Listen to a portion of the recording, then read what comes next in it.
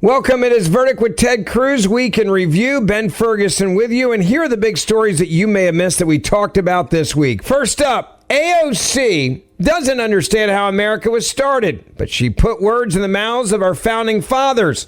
The only problem is there's receipts of what they actually believed, and we fact check her on exactly how ridiculous some of her comments were.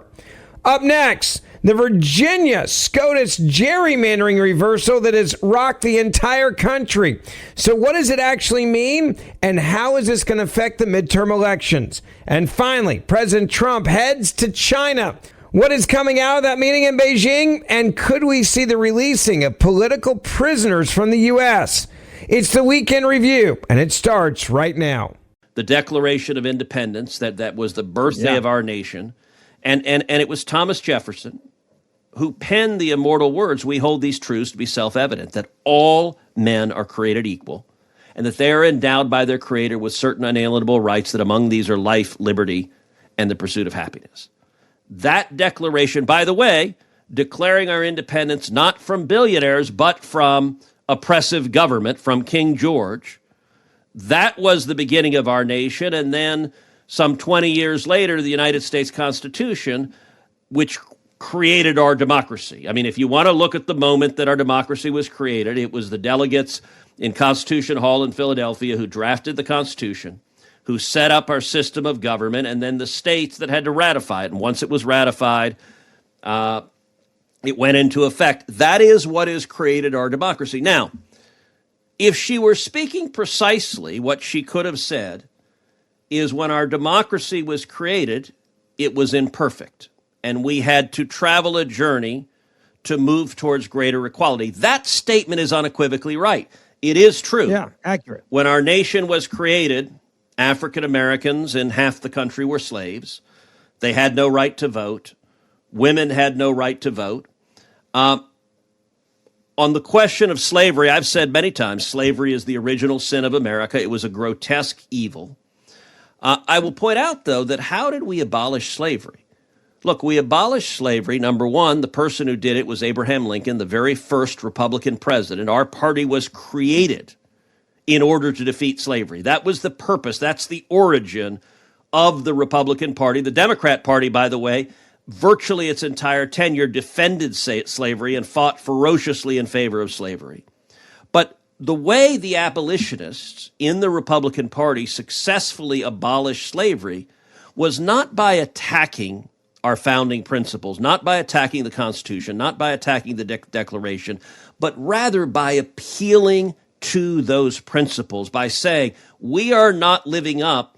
When Jefferson wrote the words, "All men are created equal," that statement is on its face completely incompatible with slavery. Jefferson knew that. Yeah. He was brilliant. Yeah. And he was putting into place, I agree with Dr. Martin Luther King, who said the arc of history is long, but it bends towards justice.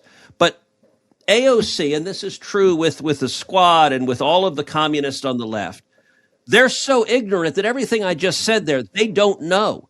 They're told that the American Revolution was a communist revolution against the billionaires, that the answer is more government power, and they repeat things like Black Americans gave us democracy, which is just simply not accurate. The Civil Rights Movement was one of the greatest democratic movements in our nation's history. By the way, she points to the Civil Rights Act. Look, Civil Rights Act, far more Republicans, a much greater percentage of Republicans in Congress voted for the Civil Rights Act than Democrats. Her party opposed the Civil Rights Act, the majority of them. And so, yes, we're on a journey, but the left, their ignorance, it is a close battle.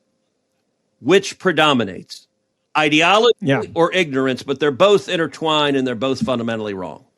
And by the way, AOC was not done there. She also had another pretty interesting line. She made it very clear that she wanted to say something about illegal immigrants and saying through fear-mongering that once they're all deported, they're going to come after other groups, referring to Republicans. Take a listen to this. All of a sudden, we now have a paramilitary force. We don't have a court system, right? They don't think they need judicial warrants. So you don't get due process. So you start creating this black box system. That's right, black box warehouses. Point a finger, whether it's like we saw in Jim Crow, whether you just point a finger and 100 years ago accuse a little black boy of something, you can point a finger and accuse someone of that today. If you think once you build that machine that it's only going to be reserved to that. That's right. This eats profit. These things, ICE, it's not just ICE. It's Core Civic, it's Geo Group. Those are corporations that run ICE detention centers. Right. That's right. They are for profit. They are traded on Wall Street. And what happens is that those companies and this system is that it does not accept anything but growth. It's not even good enough to be profitable. It's not even good enough to be profitable. You have to be more profitable and more profitable and more profitable. It's not enough to be a profitable business. You have to keep growing those profits. And so once they've rounded up every person in this country, who do you think is next? Look, that is both the classic ignorance and misinformation of the left. So they understand AOC supports open borders. So she wants to abolish the police. She wants to abolish ICE. She opposes all law enforcement that actually secures our border against foreign invaders, against illegal immigrants, against violent murderers, rapists, child molesters, and gangbangers. And her position has consistently been let all of them out of jail. But at the same time, she wants to tell her very ill-informed supporters, if there are detention centers that are used for illegal immigrants, that are used for violent criminals, those will be used by government against you. And part of what is really astonishing is if you look throughout history, in almost every instance where there have been mass detention centers, it's been the left that has put them in place.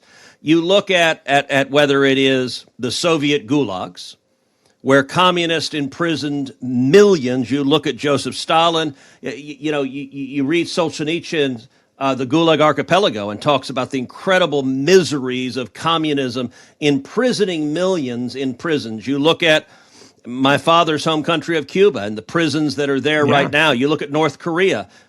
Cuba is communist. Soviet Union was communist. North Korea is communist.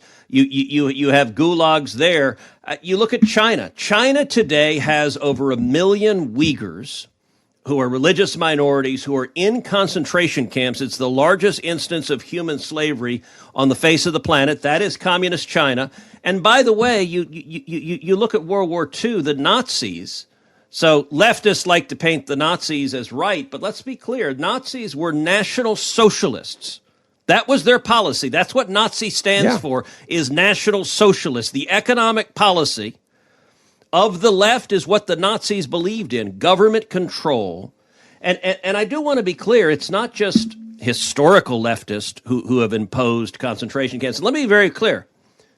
I think slavery is wrong, concentration camps are wrong, detention camps. By the way, in the United States, which president created detention camps and detained American citizens?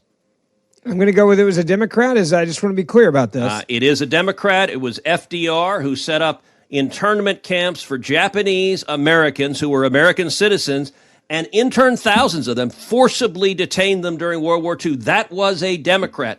By the way, she talks about Jim Crow. She probably doesn't know this, but do you know who wrote the Jim Crow laws? That would be Democrats. Who was that? Do you know who funded who funded and founded the KKK? That would be Democrats. And I want to read to give you something recent. In 2020, there was an Iowa-based field organizer for Bernie Sanders' campaign who was caught on tape discussing the need for, quote, re-education camps for people who did not support Bernie Sanders, particularly for Trump supporters. So AOC, it is her side that has advocated we're going to put the people we disagree with in camps. In some level, that's not shocking because the left has always been willing, if you support government power, you are willing to use that government power to lock up everyone who disagrees with you. And there's something fundamentally different between locking up a violent criminal, locking up someone who has violated the law. That is protecting the community. That is protecting our citizens. That is upholding the rule of law. There's something fundamentally different between that and rounding up and locking up lawful citizens. And in history, virtually the only people to have done so have been leftists, have been communists like AOC. And yet, look, I do think she studied Saul Alinsky's Rules for Radicals. She starts and throughout accuses her opponents of doing that which she would do. And look, these interviews, truth matters. And let me say this as a final point. This is a big part of the reason we do these podcasts. It is to actually engage and give you the substance. Because if someone is a young person and they're listening to AOC and they're like, oh yeah, the American Revolution fought to overcome the billionaires. We got to stop those billionaires.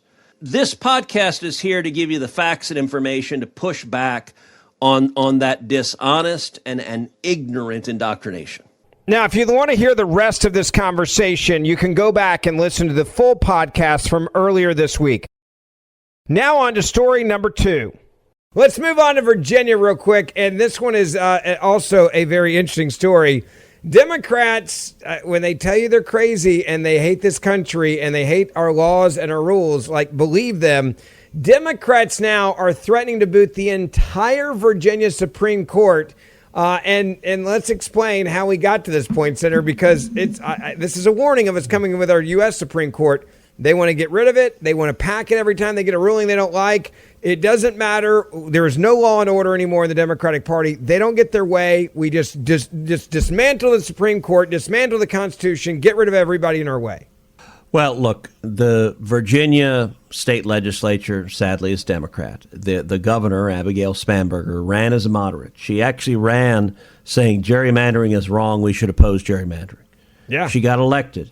And by the way, Abigail Spanberger is a object lesson for elections across the country. The Democrats who run as moderates are lying to you. Every word she said on the campaign trail was a lie. She got in as this hard left zealot. She immediately stopped cooperating with federal law enforcement, started releasing illegal immigrants, violent criminals into Virginia. She began proposing new taxes on just about everything you can imagine. And when it came to redistricting, the current map in Virginia, there are 11 House members in Virginia. 6 of them are Democrats. 5 of them are Republicans. That's about right. Yeah. Virginia is a purple state. Glenn Youngkin, a Republican, was the previous governor. In the 2024 election, Kamala Harris won Virginia, but by just a few points. So 6-5 was about right in terms of where the state was divided. But the Democrats, for them, power is the number one objective. And so they rammed through an emergency redistricting plan that took the map from 6-5 Democrat to 10-1 Democrat. And they told the roughly 45% of Virginians who vote Republican, you no longer get representation. We're going to disenfranchise you because all we care about is power. And basically they drew these horrible maps where much of Virginia, the rural parts, are bright red. And you've got Northern Virginia, which are basically D.C. suburbs, which are a bunch of government employees, many of whom are very liberal. And so they drew these maps where most of the districts reached into Northern Virginia, grabbed a bunch of government bureaucrats, and used them as left-wing voters to turn the rest of the district blue. Well, the problem is they got challenged in court. And initially, a trial judge ruled that the redistricting was illegal under the Virginia state constitution.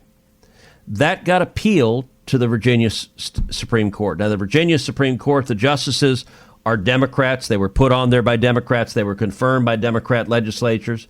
The Virginia Supreme Court last week, shockingly, most observers were astonished, looked at the Virginia state constitution and said, hey, what the legislature did here was illegal, and they struck it down. By the way, the previous Attorney General of Virginia, Republican Jason Miyares, had written an opinion saying under the Virginia Constitution, you can't do this. This is contrary to law. Now, when that happened, Democrats in Washington, their heads exploded because this was critical to their seizing power. Since then, they have called for, number one, they've called for putting a mandatory retirement age in Virginia on the Supreme Court of 54. Their entire purpose is to throw every justice on the Supreme Court off so they could pack them with left-wing activists who will uphold the redistricting. They have also talked about just fundamentally overturning. So Mark Elias, who is the hardcore left-wing Democrat lawyer who brings all of these incredibly partisan decisions. Anytime a Republican is elected in close election, Mark Elias files a lawsuit seeking to overturn the voters' will. He is one of the most rabid partisans in the country. He tweeted out a quote from the Virginia Constitution. Quote, "Whenever any government shall be found inadequate or contrary to these purposes, a majority of the community hath an indubitable, inalienable, and indefeasible right to reform, alter, or abolish it in such a manner as shall be judged most conducive to the public weal." And to be clear, what he is saying is, I don't like what the Virginia Supreme Court concluded, even though they're Democrats. Yeah. So abolish the government of the state of Virginia. That's how radical these zealots are. And by the way, you combine that with the recent decision of the U.S. Supreme Court that concluded that racial gerrymandering is unconstitutional, that drawing congressional lines, discriminating, saying we're going to put people of one race in the district, take people of another race out of the district, that's unconstitutional. It had been an open question whether complying with the Voting Rights Act was essentially an exception to the constitutional prohibition on racial gerrymandering. And the Supreme Court concluded 6-3, no, it is not, that the Constitution, the 14th Amendment, the 15th Amendment, prohibit discrimination based on race, prohibit voting discrimination based on race. I think that is the right reading of the Constitution. And the Democrats have lost their ever-loving mind. Because understand, look, all right, all of New England, you take the states in New England and the Northeast, which vote anywhere from 60-40 Democrat to 65-35 Democrat, depending on the state. How many Republicans do you think are elected in all of New England? I'm going to go with 0. 0 would be right. Yeah. In state after state, Massachusetts, 0. Maine, 0. Vermont, 0. New Hampshire, 0. Rhode Island, 0. Connecticut, 0. That is, they just gerrymandered the heck out of it, and they have 100% of the representation Democrat. In the South, Democrats have used the Voting Rights Act to insist if you can draw a district that elects an African-American Democrat, you must elect that Democrat. Now, the bizarre thing is, we've seen Democrats who also insist, and one of the more absurd things, they've said, well, in light of the Supreme Court decision that discriminating based on race is unconstitutional, you've seen Democrats saying South Carolina will never, ever elect an African-American to Congress. Now, I have to admit, when that happened, I pulled out Twitter. I like when you get your little snarky tweets out there. I knew as soon as that said, I was waiting for a countdown clock until you did what you did. I could have predicted that tweet, and like in a moment's notice, as soon as I saw, I was like, I can't wait, and then you did it, so keep going. Yeah, I said, hey, Grok, who is Tim Scott? Yeah. And why did Democrats believe he's not black? So he's Tim a Republican. Scott, yeah, Tim Scott is my colleague in the Senate. He's African American. He was elected to Congress, to a House district in South Carolina. Then he became a senator. He's been reelected over and over and over again in South Carolina. And yet, to the Democrats, he does not count as black, because if you're a Republican, suddenly you're white. It doesn't matter. And mind you, and their view, and by the way, Tennessee, your home state. Oh, dude, this is the best one. Steve Cohen, who's like the whitest guy you'll ever see. He doesn't like me, by the way. He was my congressman for many years. They were losing on TV the other day, and I got to smack some of them around because they were saying, you're taking away this seat that African Americans are being disfringed. I'm like, hold on a second. Steve Cohen is like the whitest, old, cranky white guy you've ever met. But he's a liberal Democrat, so he's a black guy. He's a Democrat. But here's what's interesting. Charlotte Bergman, who is an African American single mother, is probably going to win the seat now And so wait a second. You're saying woman. as a result of the Supreme Court decision, yes, a white guy, a Democrat's going to lose, likely to a black woman, to a black single mother who lost a family member to violent crime in Memphis.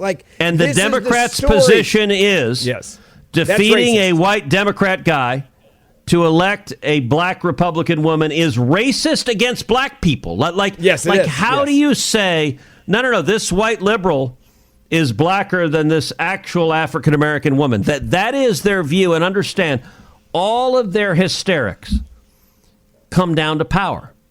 Absolutely. Like if you're saying abolish the Virginia Supreme Court because I don't like what they rule. And by the way, we appointed them, but we still don't like how they rule. So if you don't rule in a way that keeps us in power, we will burn down the foundations of our government. That's just sad. As before, if you want to hear the rest of this conversation on this topic, you can go back and download the podcast from earlier this week to hear the entire thing. I want to get back to the big story, number 3 of the week you may have missed. All right, Senator, I want to talk about the president's big trip to China.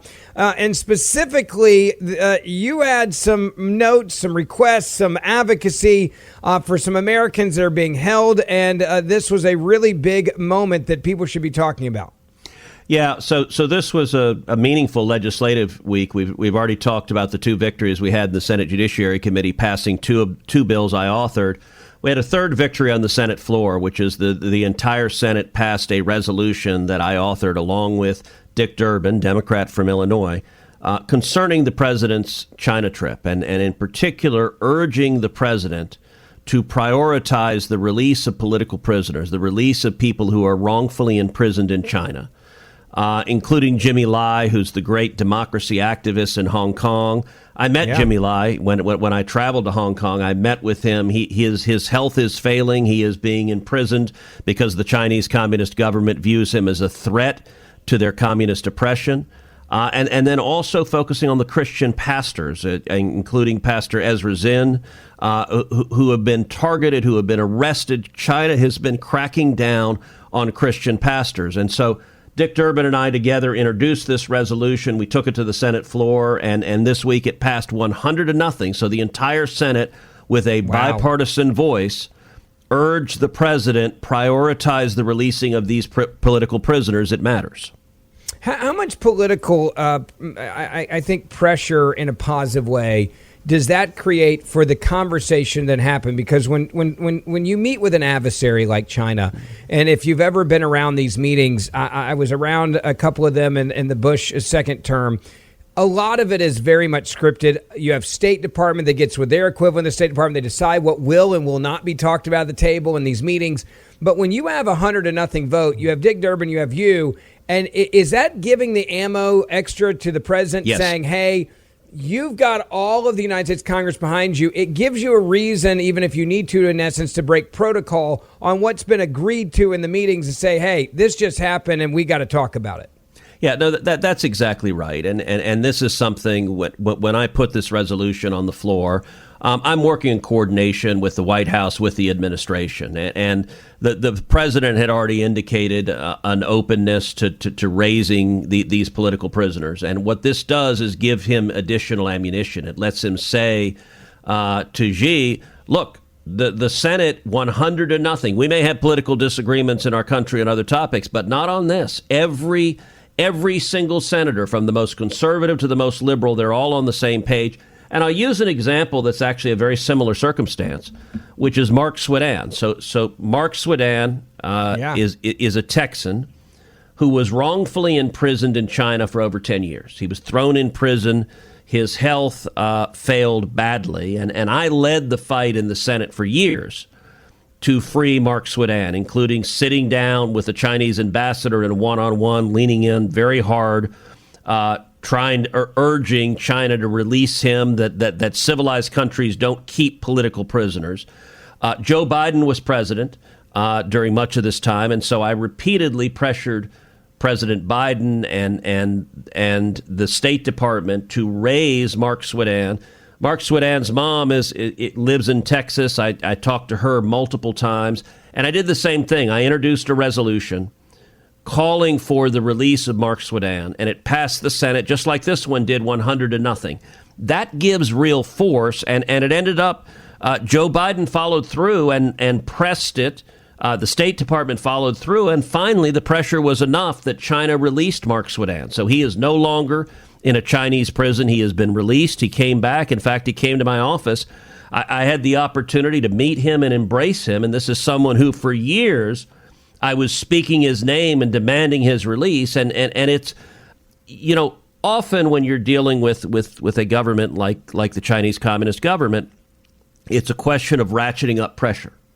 And any one step typically is not enough, but the more pressure you put on, the more leverage you put on, the more likely they are to comply.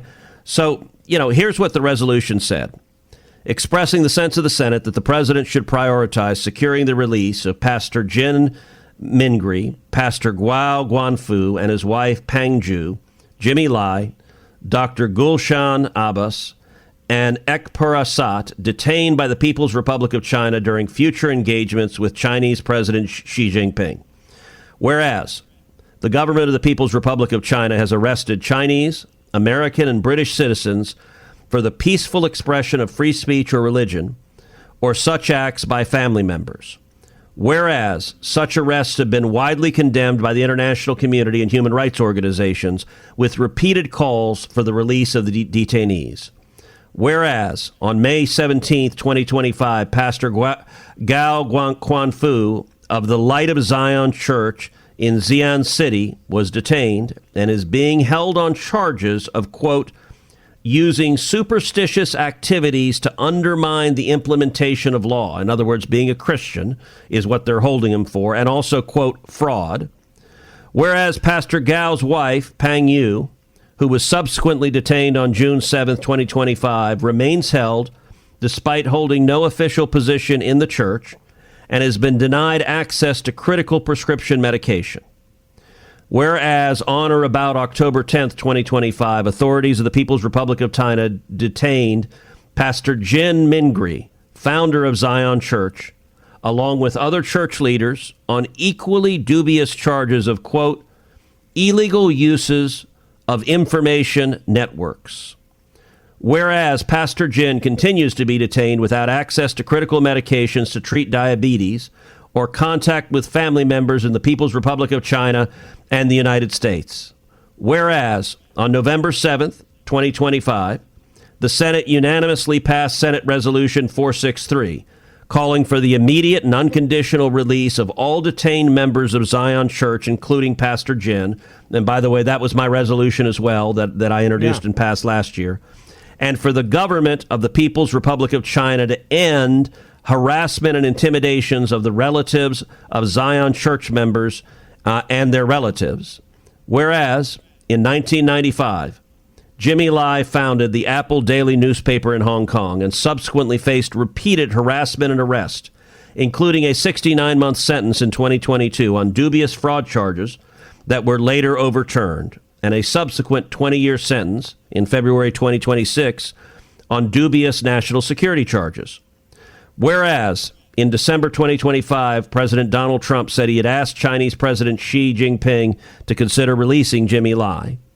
Whereas on December 4th, 2025, House Resolution 930 was introduced commemorating Jimmy Lai and calling on authorities of the People's Republic of China to immediately and unconditionally release Jimmy Lai and all other Hong Kong pro-democracy advocates in prisons. And it goes on. There are a whole series more of whereas provisions. But then it says, resolved, that the Senate calls upon the president to prioritize securing the humanitarian release of Pastor Jin Mingri, Pastor Gao Guanfu and his wife Pang Yu, Jimmy Lai, Dr. Gulshan Abbas, and Ek Parasat, and other wrongfully detained individuals on the agenda for engagements with President Xi Jinping, including the anticipated May 2026 summit, and urges the president to seek verifiable proof of life and access to independent legal counsel, family communication, and medical care for such detainees, and reaffirms the commitment of the United States to defend political and religious freedoms worldwide. Incredible. It really is. And look, this is a administration, as you know, that has really been about getting back Americans all over the world. They've made it a priority. With great success. President Trump is very effective at this. And that's the reason why I think it's going to be very interesting to see what comes out of this. Quickly, what is your definition of success of overall this big meeting with China? Look, it depends. There are a number of things that President Trump is trying to accomplish. One of the things he's trying to do is to get China to assist with Iran. And China is the main purchaser of Iranian oil. And so China could exert a lot of leverage over Iran. And the president is urging Xi to lean on Iran in particular, to hand over their enriched uranium, to stop enriching, to stop funding terrorism, and to open the Strait of Hormuz. Secondly, I think the president is also working to open the Chinese market. So, for example, it's been reported now that China agreed to buy 200 Boeing planes. That's a big deal. The president is fighting for farmers and ranchers to get our crops and our livestock into China. And he's fighting for U.S. manufacturers. And so he's fighting for American jobs in China. He's fighting for American national security in China. And he's also fighting for China to do the right thing and release these wrongfully detained political prisoners. As always, thank you for listening to Verdict with Senator Ted Cruz. Ben Ferguson with you. Don't forget to download my podcast, and you can listen to my podcast every other day you're not listening to Verdict, or each day when you listen to Verdict afterwards. I'd love to have you as a listener to, again, the Ben Ferguson podcast, and we will see you back here on Monday morning.